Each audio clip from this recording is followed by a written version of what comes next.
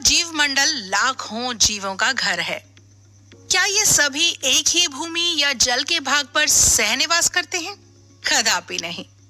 हम मनुष्य भूमि पर निवास करते हैं, ना कि जल में। जलीय जीव जल निकायों में निवास करते हैं। निस्संदेह ही यहाँ बहुत प्रतिस्पर्धा है भोजन, आश्रय और साथी के लिए। जो जीव अपने पर्यावरण के अनुकूल हो सकते हैं, उन्हें जीवित रहने की संभावना अधिक होती है। क्या ये हमें जीवों में विविधता के महत्व के बारे में बताता है? इस वीडियो में हम पारितंत्र निकेत और जीवों में विविधता के महत्व के बारे में जानेंगे।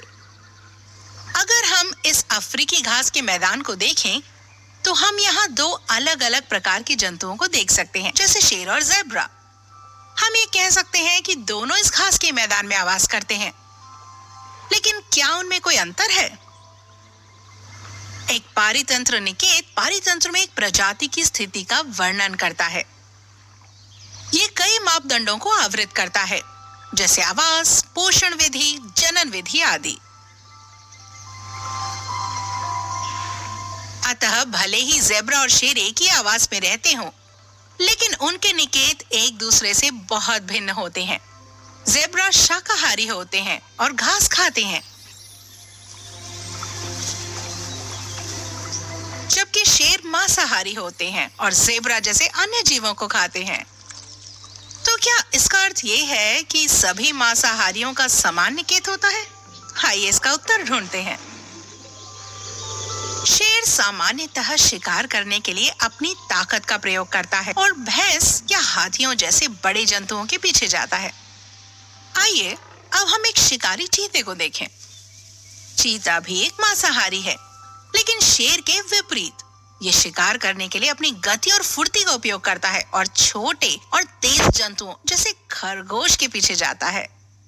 इस प्रकार इनके शिकार के तरीके और यहाँ तक कि शिकार की पसंद में भिन्नता दोनों शिकारियों के निकेत को आसानी से पृथक कर देते हैं। यदि जलवायु परिवर्तन जैसे किसी कारण से कोई निकेत परिवर्तित हो जाता है, तो क्या होगा? आइए इसे मृदा में रहने वाले जीवाणुओं की समष्टि का अवलोकन करके समझते हैं।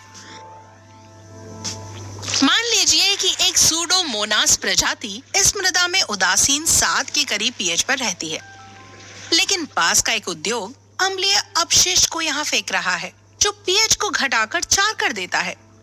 पीएच में ये कमी जीवाणुओं के निकेतु को परिवर्तित कर देगी और कई जीवाणु नष्ट हो जाएंगे।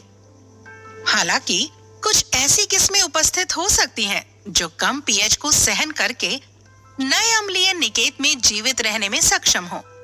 अंततः ये जीवाणु जनन कर सकते हैं और समष्टि को फिर से प्रारंभ कर सकते हैं।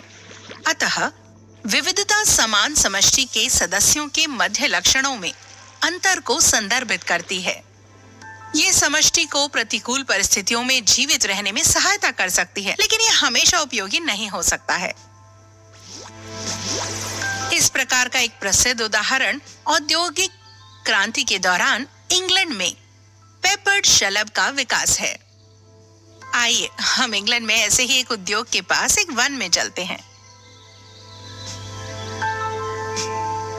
इन वनों में पाए जाने वाले शलभ औद्योगिक क्रांति से पहले मुख्य रूप से सफेद थे। काले रंग से इस विविधता ने उन्हें बर्च के पेड़ों की सफेद छाल पर पक्षियों जैसे शिकारियों से छिपने में सहायता की, एक अनुकूल परिस्थिति जो काले शलभों के पास थी। लेकिन जब उद्योगों ने वायु को प्रदूषित करना आरंभ किया, तो वृक्ष काली कालिक से ढक गए, जिससे सफेद शलभ पक्षियों के शिकार की चपेट में आ गए। परिणाम स्वरूप काली किस्मों की संख्या में वृद्धि होने लगी और अंततः सफेद किस्मों की संख्या से अधिक हो गए। आइए सारांश देखें। एक पारितंत्र में एक प्रजाति की स्थिति पारितंत्र निकेत कहलाती है। ये आवास और पोषण की विधि जैसे कई कारकों पर निर्भर करती है। विविधता एक प्रजाति या समष्टि के सदस्यों के मध्य लक्षणों में अंतर है।